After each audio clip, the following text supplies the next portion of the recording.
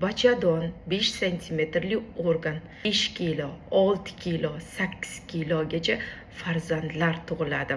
Tug'ilgandan keyin bachadon yana o'ziga qaytadi. Qanchalik Allohning sir sinoatlari bor. Homiladorlikda bachadonning o'sishi, rivojlanishi, kattalashishini ta'minlovchi gormonlar ishlab chiqariladi. Progesteron, relaksan gormonlari hisoblanadi.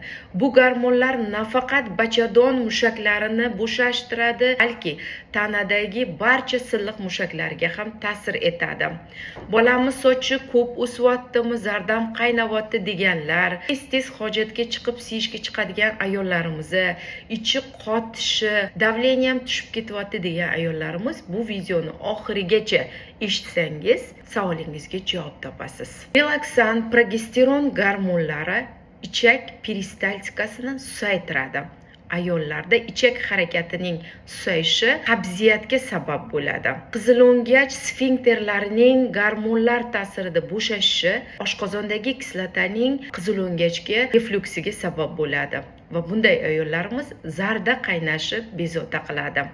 Homilador bo'ldi 3-4 oygacha ayollarimizda tez hojatga chiqish, siyish kuzatiladi. Siydik yo'llari, silliq mushaklari bo'shashishi hisobdan bo'ladi. Qon tomirlar ham homiladorlik gormoni ularni bo'shashtirib, qon bosimi tushadi. 90 ga 60, 80 ga 60 bo'ladi.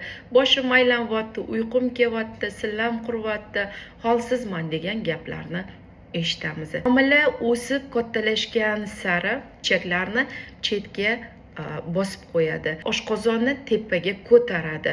Shu hisobidan oshqozon qizilo'ngach refluksi, zarda qaynashlar paydo bo'ladi. Shuning uchun xalq orasida sochi ko'p chiqyapti, zardam qaynayapti degan noto'g'ri fikrlar yuradi.